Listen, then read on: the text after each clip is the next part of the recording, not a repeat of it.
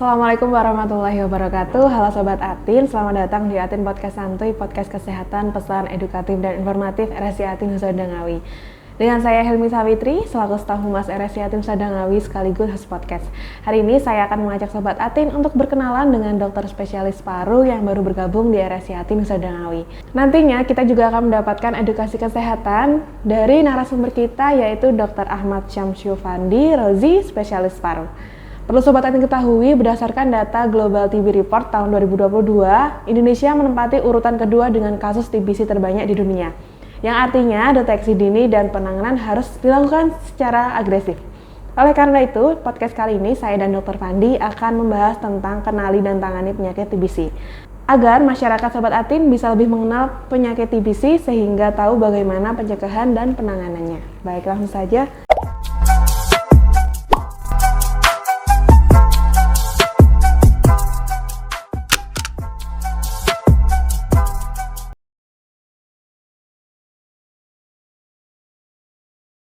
Assalamualaikum Dr. Fandi. Waalaikumsalam. Selamat bergabung, Dok. Terima kasih. Sehat, Dok? Alhamdulillah sehat. Oke, dokter perkenalan dulu dengan Sobat Atin. Oke, Sobat Atin, saya Dr. Ahmad Syamsyufandi Rozi, spesialis paru yang nantinya akan memberi layanan di Rumah Sakit Atin saja. Terima kasih. Oke, dokter, tema kita tentang kenali dan tangani penyakit TBC ya, Dok. Sebelum kita membahas lebih jauh, bisa dijelaskan secara singkat, Dok, TBC itu penyakit apa sih, Dok? Oke, TBC itu dari 3 huruf ya, TBC ya. Jadi itu singkatan merupakan tuberkulosis istilahnya. Jadi kuman itu adalah kuman Mycobacterium tuberculosis, di mana kuman itu merupakan salah satu penyakit kronis ya, yang dapat menyerang tubuh kita sampai bertahun-tahun lamanya dan akan berdiam di dalam tubuh itu sampai seumur hidup kita bisa-bisa ya. Cuma istilahnya memang ada yang istilah dorman atau tertidur ya istilahnya, dorman atau aktif seperti itu. Oke, tadi kan saya menyebutkan ada data dari Global TB Report ya, Dok. Mengapa sih, Dok, kok kasus TBC ini di Indonesia sangat tinggi? Oke, sebenarnya banyak faktor ya Mbak Helmi yang membuat kasus TB ini sangat banyak di Indonesia.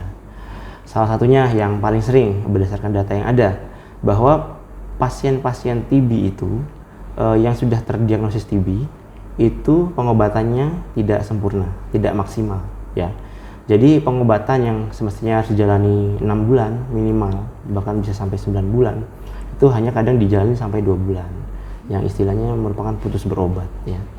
Putus berobat atau pasien mangkir dan sebagaimana karena berbagai hal. Mungkin sudah merasa enak badannya, sudah merasa tidak ada keluhan sehingga pengobatan tidak dilanjutkan. Padahal itu merupakan awal dari bencana ya. Karena dengan kita memutus obat secara sepihak dan tidak sampai tuntas, maka obat-obatan yang digunakan itu akan resisten. Maksud dari resisten adalah bahwa obat itu tidak akan mempan lagi digunakan untuk TB ya. Jadi kuman TB-nya itu akan lebih hebat istilahnya, lebih kuat, sehingga ada timbul suatu resisten obat ya. Itu malah lebih berbahaya lagi karena pengobatannya itu bisa sampai makan waktu 2 tahun lamanya. Nah, itu salah satunya. Di samping itu, karena pengobatan yang tidak sesuai standar menyebabkan pasien itu bisa menularkan ke orang-orang yang ada di sekitarnya ya. Di mana orang yang di sekitarnya itu kita tidak tahu, mungkin itu anak kecil yang tingkat imunitasnya rendah atau mungkin pasien yang geriatri atau lanjut usia yang gampang sekali untuk tertular penyakit TB itu. Nah, itu memang kendalanya. Terus yang ketiga, kemungkinan karena proses screening yang masih belum maksimal ya, yang memang ditekankan tadi ya di Global Report itu, bahwa screening yang maksimal itu yang membawa kita untuk lebih banyak menemukan pasien TB, tapi itu tidak bisa dilaksanakan dengan maksimal seperti itu. Oke, tadi kan dokter menyebutkan bahwa penyakit ini menular ya, Dok. Ya. Bagaimana sih, Dok, orang bisa tertular penyakit TBC? Oke, penyakit TBC ini menular melalui udara dari kita sebagai lawan bicara misalkan ya. Jadi ada droplet istilahnya. Jadi percikan-percikan air liur, air ludah itu yang membawa kuman Mycobacterium tuberculosis itu bisa masuk ke saluran napas kita. Nah, itu tingkat infeksiusnya berbeda-beda ya. Dari hanya sekedar ngomong gini aja, mungkin berapa persen, kemudian ada batuk juga berapa persen, yang paling tinggi adalah bersin. Ya. Nah, maka dari itu pasien-pasien yang sudah ketahuan TB diharapkan pakai masker pada 2 minggu pertama pengobatan. Karena apa? 2 minggu pertama pengobatan itu kalau memang dijalankan dengan maksimal, itu kumannya akan reda, akan sedikit mereda dan tidak begitu infeksius, tidak akan begitu menular, ya. Sehingga tingkat penularan bisa ditekan seperti itu. Jadi penularannya lewat udara ya, seperti ini. Di udara bebas tanpa ada ventilasi yang baik misalkan, terus tanpa ada pencahayaan yang baik, seperti itu. Mungkin apakah ketika tadi ya dok, terkena percikan tadi droplet, apakah itu memang otomatis langsung tertular dok? Atau memang ada beberapa kondisi tertentu? Kondisi, nah ya, jadi jika kita terkena kuman TB dari percikan udara, droplet seperti itu tadi ya, itu tidak semerta-merta akan membuat kita terinfeksi secara langsung. Tapi kuman itu akan masuk dulu, kemudian akan berkembang sehingga bisa masuk ke dalam paru ya, dalam paru dulu ya. Kemudian berkembang di situ, dia di situ mengelabui sistem imun kita sehingga tidak dikenali. Nah, tidak dikenal itu, maka kuman itu bisa bertambah besar. Nah, itu diperparah jika ketahanan daya tahan tubuh kita rendah ya, atau imunitas tubuh kita rendah, misalkan pada pasien-pasien yang geriatri, pasien anak, pasien autoimun, salah satunya lupus, atau mungkin pasien HIV, AIDS, atau mungkin pasien keganasan, kanker, seperti itu akan lebih cepat untuk berkembang biak pasien-pasien dengan TB itu. Jadi yang seharusnya tidak tumbuh itu kuman TB, karena ada kondisi-kondisi yang imunitas rendah tadi, akhirnya dia akan berkembang biak secara besar, akhirnya sampai dia menginfeksi tubuh kita seperti itu. Oke, berarti hal yang meningkatkan risiko termasuk tadi ya dok? Iya, yang meningkatkan risiko, imunitas tinggi. Ditambah lagi meningkatkan risiko adalah kontak erat, ya. Penunggu pasien misalkan ya, atau yang satu rumah lah dengan pasien seperti itu. Dan juga rokok juga ternyata setelah diteliti bahwa rokok itu menurunkan daya tahan dari paru. Fungsi paru akan sedikit rusak, sehingga sedikit banyak akan bisa mempengaruhi dari sistem imunitas dari tubuh itu sendiri, seperti itu. Oke. Kemudian bagaimana sih dok gejala dari penyakit TB yang mungkin kita bisa kenali secara dini? Oke, gejalanya yang umum sudah pasti adalah batuk ya. Batuk itu bisa berdarah tapi bisa juga kering. Tapi lebih banyak adalah berdahak. Batuk berdahak yang lebih dari 2 minggu minimal, ya, mungkin sampai berbulan-bulan, dan bisa disertai darah dan juga tidak, dan juga bisa disertai sesak juga bisa tidak. Nah, kemudian bisa disertai dengan demam. Demamnya tuh bukan demam tinggi tuh enggak, demam meriang-meriang, bahkan tiap malam timbul keringat dingin seperti itu.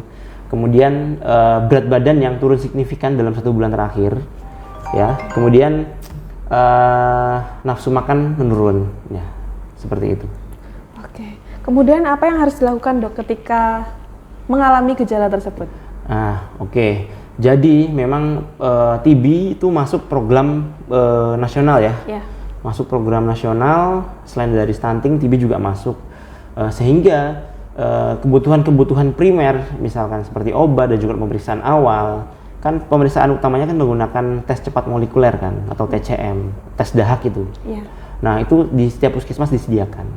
Jadi kalau misalkan ada keluarga atau ada sanak saudara yang bergejala seperti yang saya sebutkan tadi ya, batuk lama, keringat dingin di malam hari, berat badan menurun, segera saja lapor ke petugas kesehatan terdekat ya, puskesmas lah yang berarti ya.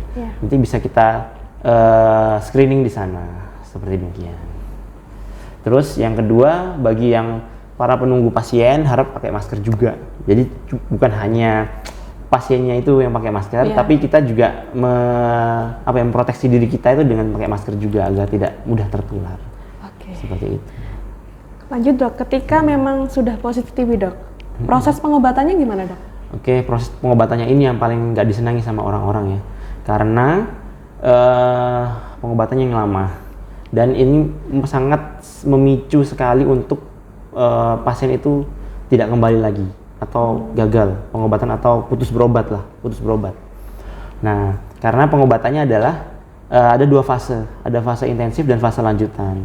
2 bulan awal adalah fase intensif, kemudian bulan ketiga, 4, 5, 6 adalah fase lanjutan, di mana pengobatan fase intensif terdiri dari 4 obat kombinasi yang namanya FDC, Fixed Drug Combination ya, di antara 4 obat, rifampicin, isoniazid, pyrazinamide dan ethambutol. Sedangkan yang fase lanjutan rifampicin dan isoniazid saja, seperti itu. Jadi 6 bulan minimal.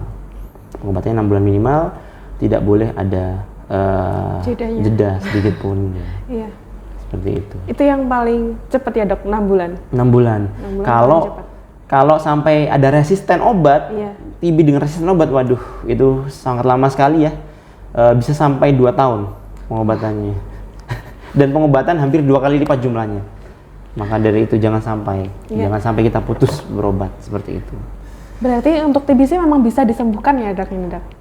Istilahnya kita bisa mengobati ya. Tapi kalau sembuh memang wow alam. Enggak. Jadi ada istilahnya kuman itu dorman, Mbak. Jadi dorman itu kuman itu tertidur. Dia itu inaktif. Tapi jika kita daya tahan tubuh kita kurang atau kita mempunyai penyakit-penyakit komorbid yang lain, misalkan DM lah salah satunya, kemudian ada kena kanker salah satunya atau penyakit autoimun salah satunya, itu bisa gampang untuk timbul lagi. Jadi pasti akan terjadi kekambuhan lagi, kambuh 1, kambuh 2 seperti itu. Berarti ada kemungkinan. Ada kemungkinan untuk kambuh seperti itu. Oke. Kemudian bagaimana sih dok cara mencegah tertular penyakit TB? Oke, untuk mencegahnya yang pertama hindari kontak langsung dengan pasien TB itu ya. Kalau kita tahu, karena memang kalau pegawai kesehatan memang sangat susah ya, kita harus kontak memang. Ya kita pakai alat pelindung diri pribadi ya, misalkan pakai masker N95 atau menggunakan alat-alat yang ada ya masker itulah. Kemudian untuk di masyarakat mungkin ventilasi udara diperbaiki ya, ventilasi udara dan juga pencahayaan di rumah diperbaiki agar suasananya tidak lembab gitu loh Mbak. Karena kelembapan di situ malah lebih mempercepat dari kuman TB itu berkembang biak seperti itu. Oke, baik dokter, terima kasih atas ilmu dan waktu yang telah diberikan. Semoga dengan adanya podcast kali ini bisa bermanfaat untuk Sobat Atin. Oke, terakhir dok, apakah ada sepatah 2 patah kata untuk Sobat Atin? Monggo sampaikan. Sepatah 2 patah kata ya, saya coba ngasih pantun ya. Ya pantunnya adalah berakit-rakit dahulu, berenang-renang kemudian. Mari kita obati TB agar Indonesia sehat kemudian. Kita laksanakan TOS TB, yaitu temukan, obati sampai tuntas. Seperti demikian. Terima kasih. Baik, apabila Sobat Atin atau tetangga atau saudara ada yang mengalami gejala yang mengarah ke penyakit TBC, silahkan memeriksakan diri ke dokter spesialis paru serta lakukan konsultasi terkait pencegahan dan penanganan terbaik. Kemudian bagi Sobat Atin yang ingin berkonsultasi terkait kesehatan paru, silahkan berkunjung ke RSCA Atin Sodangawi. Dr. Fandi memiliki jadwal praktik hari Selasa, Kamis pukul 15.30 hingga 17.30 dan hari Sabtu pukul 10 hingga 12 WIB. Sebagai informasi, RSCA Atin Sodangawi telah bekerja sama dengan BPJS Kesehatan dan juga asuransi kesehatan yang lain. Sampai jumpa di Atin Podcast Santuy selanjutnya. RSCA Atin Sodangawi, layanan Islami, profesional dengan hati. Jangan lupa TOS TB. Wassalamualaikum warahmatullahi wabarakatuh.